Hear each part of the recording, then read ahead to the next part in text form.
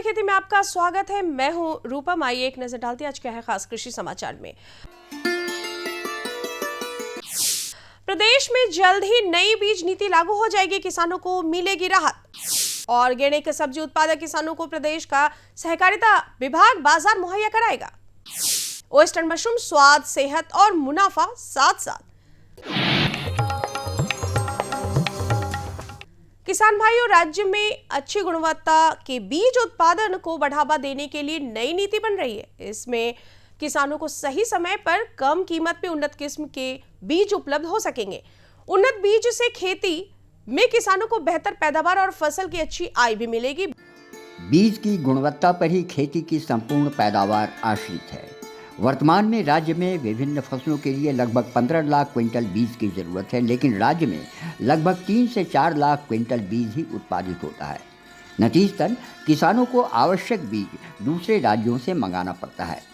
निजी बीज कंपनियां भी महंगी दर पर किसानों को बीज उपलब्ध कराती हैं। इसलिए किसानों के हित में प्रदेश का कृषि विभाग नई बीज नीति लाने जा रहा है। इसमें गेहूं, दलहन और तिलहन के बीज उत्पादन पर अधिक जोर होगा। संकर धान, मक्का बीज उत्पादन को बढ़ावा देने के लिए भी नई बीज नीति में प्रावधान किए जा रहे हैं। किसानों को आलू बीज उत्पादन के लिए भी प्रेरित किया जाएगा।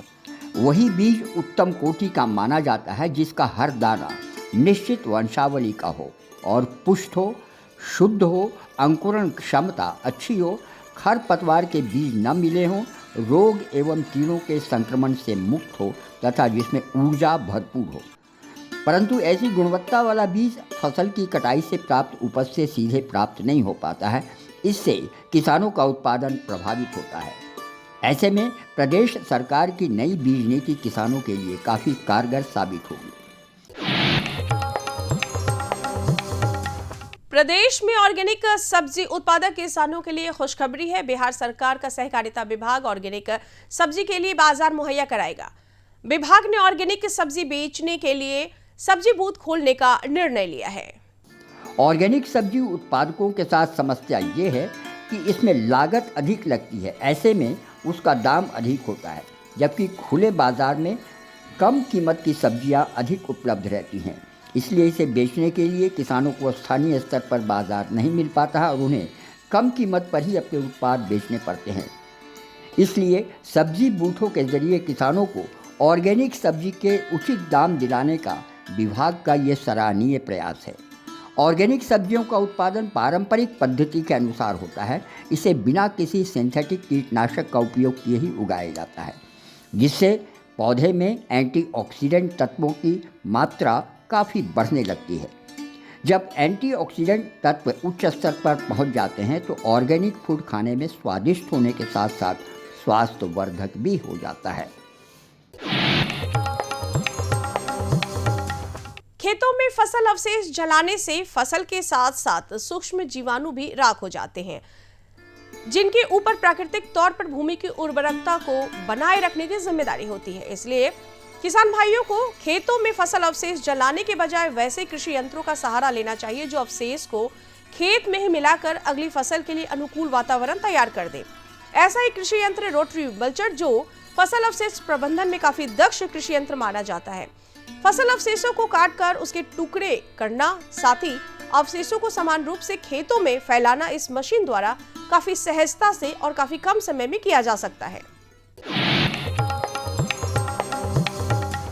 किसान भाइयों, कृषि में नई तकनीकों के बीच आज भी एक पुराना तरीका काफी प्रचलित है और वह है ढैंचा के जरिए हरी खाद बनाने का तरीका। फसलों में अब बारी है आलू की खेती की। आलू की बुवाई से पहले आप अपने खेतों में ढैंचा लगा दें। ढैंचा को अलग सिंचाई की आवश्यकता बिल्कुल नहीं होती। मॉनसून के पानी से ही ढैंचा तैयार हो जाता है। तैयार होने के बाद ढैंचा की जुताई आप खेत में ही कर दें और तब आलू की बुवाई करें। इससे आपको आलू का बेहतरीन उत्पादन भी मिलेगा, क्योंकि ढैंचा बोने से खेत की उर्वरा शक्ति बढ़ जाती है। इससे खेत में नाइट्रोजन की आपूर्ति भी हो जाती है और पौधों को पोषक तत्व भी मिल जाता है। यह प्राकृतिक खाद का भी काम करती है और इससे रासायनिक उर्वरक का इस्तेमाल की आवश्यकता बिल्कुल कम से कम होती है। किसान भाइयों, असमान वर्षा और तापमान में उतार चढ़ाव के कारण सब्जियों की कीमतें आसमान छू रही है। ऐसे में अभी ओयस्टर मशरूम की खेती कर आप लागत मूल्य से काफी ज्यादा मुनाफा कमा सकते हैं। मशरूम का बटन प्रभेद उपजाना थोड़ा जटिल होता है, लेकिन ओयस्टर मशरूम आप घर के कमरे में भी काफी आसानी से उपजा सकते हैं। हर वर्ष अप्रैल से जुलाई माह को छोड़कर आप सालों भर ओयस्टर मशरूम उपजा सकते हैं। इस समय बाजार में ओयस्टर मशरूम की मांग भी काफी अधिक है। आइए अब एक नजर डालते हैं मंडी के ताजा भाव पर।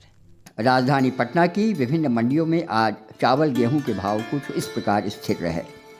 लोकल गेहूं 3500 रुपये प्रति क्विंटल, एमपी गेहूं 4300 रुपये प्रति क्विंटल, सोनम चावल 5500 रुपये प्रति क्विंटल, बासमती चावल 11,000 रुपये प्रति क्विंटल। और किसान भाइयों, आप देखिए अब मौसम का पूर्वानुमान। राज्य के कई हिस्सों में बादल छाए रहेंगे, जिससे तापमान में आर्द्रता बनी रहने की संभावना है। इसके अलावा कुछ जगहों पर छिटपुट बारिश भी होगी। अगले 24 घंटे में राजधानी पटना का अधिकतम तापमान 34 डिग्री सेल्सियस एवं न्यूनतम तापमान 28 डिग्री सेल्सियस तक बने रहने की संभावना है। अभी आप देख रहे थे कृषि जगत में हो रही तमाम हलचलों को खबरें खेती के माध्यम से। नमस्कार, हमारे अन्नदाता किसान भाई को कार्यक्रम कृषि दर्शन में आपका स्वागत है और मैं हूं आपके साथ पूनम।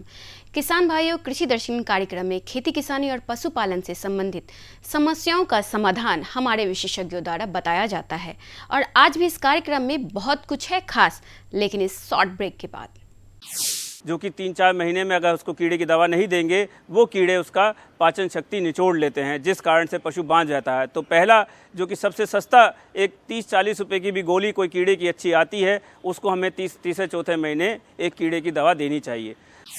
हर जोखिम से निकल कर फसल आए, सुरक्षित हो जाए, फसल बीमा से हर किसान अब आत्मनिर्भर हो जाए। अब सूखा पड़े या बाढ़ आ जाए, कोई डर नहीं। अब ओले पड़े या कीट पतंगे फसल खा जाए, कोई फिक्र नहीं। अब कैसी भी आपदा हमारी फसल पे आ जाए, क्षति होने पर हमारे दावों का उचित भुगतान मिलता है, क्योंकि हमने लिया है प्रधानमंत्री फसल बीमा। बुआई से फसल कटाई तक हर जोखिम का दावा, न्यूनतम प्रीमियम पर अधिकतम भुगतान का वादा। योजना से हर साल जुड़ रहे हैं 5 करोड़ से ज्यादा किसान। अब आपकी है बारी। नजदीकी कृषि कार्यालय, सहकारी समिति, बैंक शाखा, अधिकृत बीमा कंपनी या जन सेवा केंद्र में स्वेच्छा से करा सकते हैं पंजीकरण। फसल बीमा पोर्टल या फसल बीमा ऐप द्वारा भी किया जा सकता है पंजीकरण। प्रधानमंत्री फसल बीमा योजना, आपकी फसलों का संपूर्ण सुरक्षा कवच। कृषि एवं किसान कल्याण मंत्रालय, भारत सरकार। ब्रेक के बाद आपका फिर से एक बार स्वागत है कार्यक्रम कृषि दर्शन में। पशुओं में बांझपन एक महत्वपूर्ण समस्या है जो पशु उत्पादन और प्रजनन क्षमता को प्रभावित करती है। इसके कई कारण हो सकते हैं। बांझपन की समस्या का पहचान पूर्व में और उसका उचित प्रबंधन कर लिया जाए तो पशुपालन में होने वाले नुकसान से बचा जा सकता है। अगर सही ढंग से पोषण, चिकित्सा और स्वच्छता पर ध्यान दिया जाए तो इस समस्या से काफ़ी हद तक बचा जा सकता है। आइए इसे विस्तार से जानने के लिए चलते हैं हमारे विशेषज्ञ डॉक्टर सुमित सिंघल के पास। भारत में डेयरी फार्मिंग और डेयरी उद्योग में बड़े नुकसान के लिए पशुओं का बांझपन काफी ज्यादा जिम्मेदार है। बांझ पशु को पालना पशुपालकों पर एक आर्थिक बोझ की तरह होता है और पशुपालक औने पौने दाम पर अपने पशुओं को बेचने के लिए मजबूर हो जाते हैं।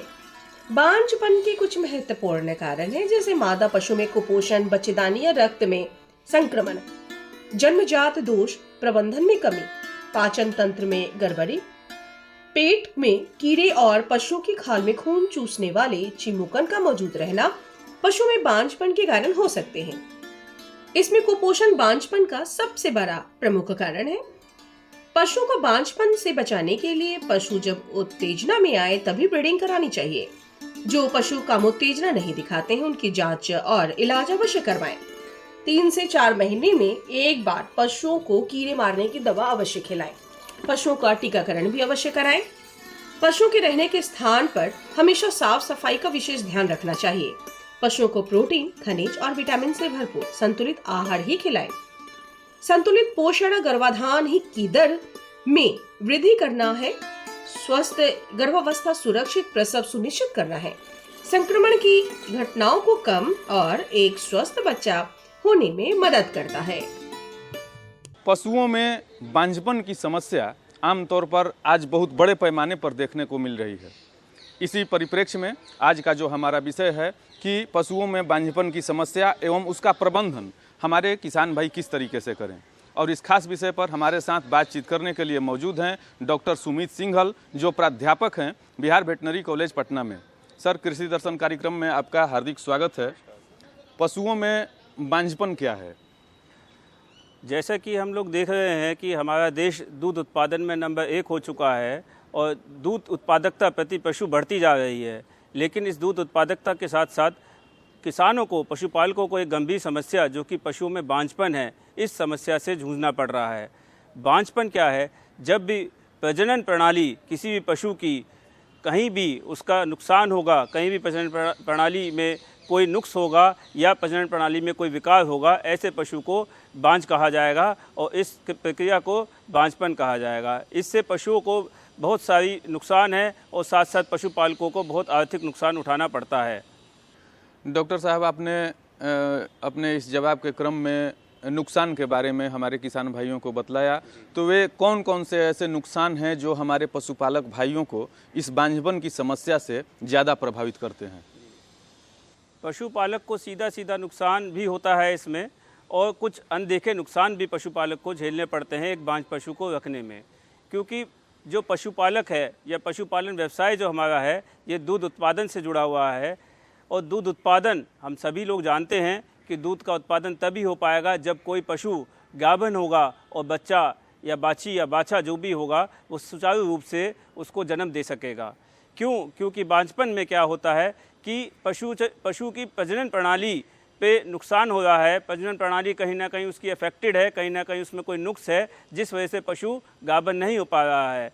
अतः देखा जाए तो कोई भी डेयरी व्यवसाय जिसमें कि गाय या भैंस पल रही है, ज़्यादातर गाय के लिए बात कही जाती है कि एक साल में एक पशुपालक एक गाय से एक ब्यात नहीं ले पाता है तो उसका डेयरी पालन दूध उत्पादन का व्यवसाय कहीं ना कहीं उसको हानि पहुंचा रहा है। तो इस ब्यात का अंतराल यानी कि 2 बच्चे ब्याने में एक गाय से 1 साल के भीतर एक बच्चा और दूसरे साल की शुरुआत में ही एक बच्चा, 2 बच्चे के बीच में ब्यात का अंतराल 1 होना चाहिए। जैसे ही पशु बांझ का शिकार होता है तो ये अंतर ब्यात अंतराल जो है ये बढ़ जाता है। ये 14 महीने, 16 महीने, 18 महीने या 20 महीने कितना भी हो सकता है, जिस कारण आप देखिए जब पशु नहीं ब्याह पा रहा है उसका 1 साल में, तो दूध कहीं ना कहीं उसको नुकसान झेलना पड़ेगा, दूध की उत्पादकता कहीं ना कहीं कम होगी। महंगे जो पशु खरीद कर लाते हैं हमारे किसान भाई, तो बांझपन की समस्या इतनी गंभीर हो चुकी है कि उससे निपटने के बजाय अपने पशुओं को बाज़ार में औने पौने दाम में हमारे किसान भाई बेचने पर मजबूर हो जाते हैं। तो ऐसे कौन कौन से कारण जिम्मेदार हैं जो बांझपन के लिए प्रयुक्त हैं? बांझपन एक ऐसी समस्या है जिसका कोई एक कारण नहीं है, ये बहुत सारे बिंदुओं पर आधारित है, इसके बहुत सारे कारण हैं। मुख्यतः अगर आप देखें इसमें कुपोषण यानी कि संपूर्ण प्रचुर मात्रा में पोषण ना मिलना पशुओं को, ये एक मुख्य कारण है। दूसरा कारण आप देखें कि प्रबंधन यानी कि मैनेजमेंट में कहीं कमी हो, डेयरी पालन पशुपालकों के कहीं ना कहीं व्यवसाय में कहीं ना कहीं उसके प्रबंधन में कहीं कमी है, तो मैनेजमेंट जिसको हम कहते हैं। कुछ पशुओं में जो कि कम प्रतिशत में मिलते हैं, जैसे जन्मजात कुछ नुक्स हो सकते हैं कुछ पशुओं में, ये भी एक कारण देखा जाता है। अन्य और कुछ कारण जैसे आप देखेंगे तो इसमें संक्रामक रोग यानी कि इन्फेक्शन, जो कि बच्चेदानी के खुद अंदर भी इन्फेक्शन हो सकता है या पशु में खुद कहीं खून में कहीं इन्फेक्शन उसका हो, तो ऐसे संक्रामक रोग से भी पशु ग्रसित होगा तो बांझपन का शिकार हो जाएगा। अन्य कुछ हार्मोन यानी हार्मोन जैसे कि रिप्रोडक्शन के कुछ प्रजनन संबंधित जो हार्मोन होते हैं उनका भी कहीं स्तर अगर बिगड़ा हुआ है तो वो पशु भी बांझ हो सकता है। अगर इन मुख्य कारणों पर रोशनी डाली जाए तो न्यूट्रिशन यानी कि पोषण जो हम बोलते हैं वो मुख्य कारण है। हम लोग साइंस में एक बात बोलते हैं कि reproduction is a luxurious process, यानी कि रिप्रोडक्शन प्रजनन प्रणाली तभी चलेगी जब उसकी बाकी शरीर की बाकी क्रियाएं अच्छी चल रही हैं किसी भी पशु की। कुपोषण का शिकार पशु या तो उसको पोषण में कमी हो या फिर उसको दिया हुआ खाना जो है उसका हजम ना हो रहा हो, उसके पाचन क्रिया में कहीं ना कहीं गड़बड़ है। तो कुपोषण या तो मिट्टी में कहीं खनिज तत्वों की कमी है तो भी हो सकता है, पशु को पर्याप्त मात्रा में चारा नहीं मिल रहा है, खाना पीना नहीं मिल रहा है तब भी हो सकता है, या उसके पेट के अंदर कोई कीड़े हैं, या उसके खाल के ऊपर कहीं चमोकन है। ये सब जो उसका खून चूस लेंगे, ये सब कारण है कुपोषण के, जिसकी वजह से पशुओं को बांझपन का शिकार होना पड़ता है। आते हैं सर डॉक्टर साहब अब इलाज के बारे में कि कौन कौन से ऐसे इलाज हैं जो बांझपन की समस्या से पशुओं को निजात दिला सकते हैं। जी, जैसे कि हमने इसके कारण देखे कि बहु कारण हैं, बहुत सारे कारण हैं। इसके इलाज से अच्छा इसका बचाव है। बचाव के लिए जैसे हम पहले बताएंगे कि पोषण में सबसे अच्छा कुपोषण का जो भी कारण है उनको हटाया जाए। ऐसा हमेशा करना है हमें। हर पशु को हर 3 से 4 महीने के भीतर कीड़े की दवा, पेट के कीड़े की दवा, जिसको हम डिवार्मिंग बोलते हैं, क्योंकि जो भी पशु खाएगा, हरा चारा खाएगा या कुछ भी हमने उसको दिया है, कहीं ना कहीं उसको पेट में कीड़े उसके कहीं हो जाते हैं, जो कि 3-4 महीने में अगर उसको कीड़े की दवा नहीं देंगे, वो कीड़े उसका पाचन शक्ति निचोड़ लेते हैं, जिस कारण से पशु बांझ जाता है। तो पहला जो कि सबसे सस्ता एक 30-40 रुपये की भी गोली कोई कीड़े की अच्छी आती है, उसको हमें 3 महीने एक कीड़े की दवा देनी चाहिए। पशुपालक सोचते हैं एक बार ही पाल खिलाने के बाद पशु उनका गाभिन रह जाएगा। ऐसा नहीं हो पाता है, क्योंकि आजकल जो है मद का कार्यकाल, मद का काल जो है बढ़ गया है। 2 दिन तक भी पशु हीट में रहता है, मद में रहता है। तो ऐसे पशु को 2 या 3 बार भी हम पाल खिला सकते हैं। तो साथ साथ जो पाल खिलाना है उसको सही टेम्परेचर, तापमान पर उसकी थ्रोइंग, जो कि क्योंकि लिक्विड नाइट्रोजन में जो कि जमा हुआ वीर्य है उसको थ्रोइंग करना, बहुत सही तापमान, सही टाइम पर थ्रोइंग करना है, और सही जगह पर एक प्रशिक्षित AI वर्कर के द्वारा ही उसका कृत्रिम गर्भाधान कराना चाहिए। साफ़ सफाई से नहीं कराएंगे तो बच्चेदानी के अंदर भी संक्रामक पैदा हो सकता है। ये हमें इन सब चीज़ों का सावधानी रखेंगे तो हम बांझपन से बचा पाएंगे। तो आशा है कि आप डॉक्टर साहब के जो सुझाव हैं, जो राय हैं, उससे आप लाभ उठाएंगे। और इतनी अच्छी जानकारी देने के लिए डॉक्टर साहब आपका बहुत बहुत धन्यवाद। तालाब में अगर खेती करेंगे तो तालाब में मखाना का जब हार्वेस्ट कर लेते हैं तो जो लेफ्ट ओवर बिच्चा बनता है, उसके बिच्चे को गुल्ली कहते हैं, गुर्री कहते हैं, उसी से पौधे निकलेंगे। प्रधानमंत्री किसान सम्मान निधि, उसका लाभ उन किसानों को मिलेगा जिनके पास 5 एकड़ से कम भूमि है। आजादी के बाद देश के इतिहास में किसानों के लिए बनी ये सबसे बड़ी योजना है प्रधानमंत्री किसान सम्मान निधि। इस योजना के तहत 2 हेक्टेयर तक की जोत वाले किसान परिवार को 6,000 रुपए का सालाना भुगतान होगा, जो पात्र किसानों को 2-2 हजार की 3 किश्तों में सीधा उनके खातों में जमा होगा। इन पात्र परिवारों का चयन राज्य सरकार कर रही है। इस योजना का पूरा खर्च भारत सरकार वहन कर रही है। सम्मान, जिस पर हमेशा अन्नदाता का हक था, उसे अब वो सीने पर लगाकर घूम भी सकेगा। प्रधानमंत्री किसान सम्मान निधि, किसान की किसानी का नया अभिमान। अभी हमने चर्चा की पशुओं में बांझपन और उसके प्रबंधन के विषय में। अब बढ़ते हैं कार्यक्रम के अगले भाग की ओर। किसान भाइयों, मखाना उत्पादन और हार्वेस्टिंग एक जटिल प्रक्रिया है और इसे भरे तालाब में किया जाता है। आइए इसे विस्तार से समझने के लिए आपको लिए चलते हैं हमारे विशेषज्ञ डॉक्टर प्रमोद कुमार जी के पास। नमस्कार, कृषि दर्शन कार्यक्रम में आप सभी दर्शकों का बहुत बहुत स्वागत है। मैं हूं रूपन। तो दर्शकों, बताते चले कि मखाना हार्वेस्टिंग का समय आ चुका है और मखाना का अपना न्यूट्रिशनल वैल्यू बहुत ज़्यादा है। और मखाना, जैसा कि आप सभी जानते हैं कि 85 से अधिक प्रतिशत का उत्पादन पूरे देश में बिहार करता है। आइए, हमारे साथ जुड़ चुके हैं डॉक्टर प्रमोद कुमार, जो कि ज्वाइंट डायरेक्टर एग्रीकल्चर हैं, जो आपको मखाना के उत्पादन से लेकर हार्वेस्टिंग के विषय में बताएंगे। बहुत बहुत स्वागत है सर आपका हमारे कार्यक्रम में। प्राइम मिनिस्टर साहब का सपना है कि किसानों की आमदनी दुगनी करनी है, तो दुगनी करने के लिए आपको कॉमर्शियल क्रॉप लाइक मखाना, जिसको यूरोली फिरॉक्स भी कहते हैं और गुड़गांव नट भी कहते हैं, इसकी खेती करना होगा। क्योंकि इसकी खेती करने से आपको अमूमन करीब 25 से 30 हजार रुपया जो है आपको ज़्यादा प्रॉफिट होगा इन कंपैरिजन टू आप करेंगे पल्सेस और इसका ऑयल सीड का या फिर सीरियल का करें। और खास करके बदलते मौसम में जबकि पानी की कम हो रही है आवश्यकता, तो मखाना की अब ऐसी वैरायटी आ गई हैं जो कम समय में कम पानी में जो है 1 फीट 2 फीट के भी पानी में वो मखाना कर सकते हैं। तो मखाना का जो सबसे इम्पॉर्टेंट चीज़ है पैकेज एंड प्रैक्टिस, तो मखाना की खेती किसान भाई 2 तरह से कर सकते हैं। एक तो तालाब में भी कर सकते हैं और अभी जो है खेत में भी बंड बना करके जैसे चावल धान की खेती करते हैं वैसे भी करते हैं, यानी कि समेकित खेती के रूप में कर सकते हैं। समेकित खेती के रूप में भी बंड पर कर सकते हैं। तो डिफरेंस क्या है, अगर तालाब में करेंगे तो उसमें आपका प्रोडक्शन जो है वो 12 से 15 क्विंटल प्रति हेक्टेयर हो गया, और अगर आप खेत बना कर करेंगे तो 20 से 25 क्विंटल प्रति हेक्टेयर होगा। तो अब आप कहेंगे कि कैसे खेती करेंगे, तो तालाब में अगर खेती करेंगे तो तालाब में मखाना का जब हार्वेस्ट कर लेते हैं तो जो लेफ्ट ओवर बिच्चा बनता है उसके बिच्चे को गुल्ली कहते हैं, गुर्री कहते हैं, उसी से पौधे निकलेंगे। ठीक है। और दूसरा, जब आप खेत में करेंगे तो खेत में करने के लिए आपको पहले सीडलिंग रेज करना पड़ेगा, जैसा कि धान का सीड की रेज करते हैं। तो आप मखाने के सीड को आप 75 बाय 1 मीटर की दूरी पर आप लगाएंगे। क्यों लगाएंगे? क्योंकि वो बढ़ता है, वो तालाब में क्या होता है, छपता है, इसलिए आप प्रॉपर स्पेसिंग रखेंगे।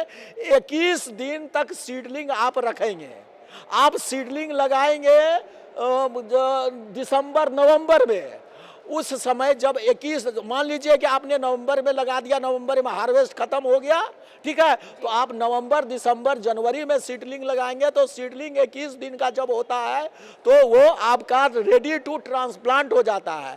जैसे ही 21 दिन का सीडलिंग हो जाएगा, आप फील्ड में जो प्रिपरेशन करके रखे हैं उसमें आप मखाना लगा करके फिर जो है ये अमूमन सीड टू सीड जो है 6 से 9 महीने का क्रॉप होता है। और इस क्रॉप को लगाने से आपको जो हिडन जो मजदूरी है, जैसे किसान आप क्या करते हैं कि स्लैग पीरियड में वो कोई काम नहीं करते हैं, तो स्लैग पीरियड को भी आप अच्छी तरह से यूटिलाइज कर सकते हैं। कैसे कर सकते हैं? तो मखाना के गुर्री को आप स्टोर कर लीजिए। स्टोर करने के बाद समय समय पर जब गर्मी का आ जाता है तो उसको पॉपिंग करके निकालिए और बाजार में भेजिए। यहाँ तक मैं ये कहना चाह रहा हूँ कि यहाँ 600 रुपया मखाना की जो सबसे अच्छी वैरायटी होती है, किसान उसको रसगुल्ला कहते हैं। ग्रेड 1 की वैरायटी होती है जो 15 mm से ज़्यादा होता है, रसगुल्ला कहते हैं। उस रसगुल्ले का आपके भारतीय बाजार में बिहार में 600 रुपया केजी है, और इसको आप विदेश भेज देंगे तो वही जो है 4 गुना कीमत हो जाएगा। तो विदेश में भी भेजने के लिए आपको फाइटोसैनिटरी सर्टिफिकेट लेना होगा, और फाइटोसैनिटरी सर्टिफिकेट बिहार में मेरे ही द्वारा ज्वाइंट डायरेक्टर प्लांट प्रोडक्शन के द्वारा ही इशू किया जाएगा, और यहाँ से आप विदेश भी भेज सकते हैं। तो ज्वाइंट डायरेक्टर प्लांट प्रोटेक्शन। तो एक सवाल ये उठता है कि जो किसान भाई मखाना का उत्पादन कर लिए, अब वो कैसे आपसे सर्टिफिकेशन के लिए अप्लाई करेंगे, कौन सा तरीका होगा? वो सर्टिफिकेशन के लिए हमारे बिहार सरकार के पोर्टल पर जाएंगे, बिहार सरकार के पोर्टल पर लिखेंगे एक्सपोर्ट फॉर द मखाना या फिर किसी चीज़ को, तो वो होगी आपकी। अभी जो है चूंकि पैक हाउस नहीं है इसलिए हम लोग अभी नहीं कर पा रहे हैं, लेकिन तुरंत ही पैक हाउस बनेगा, अभी बनारस से हो रहा है।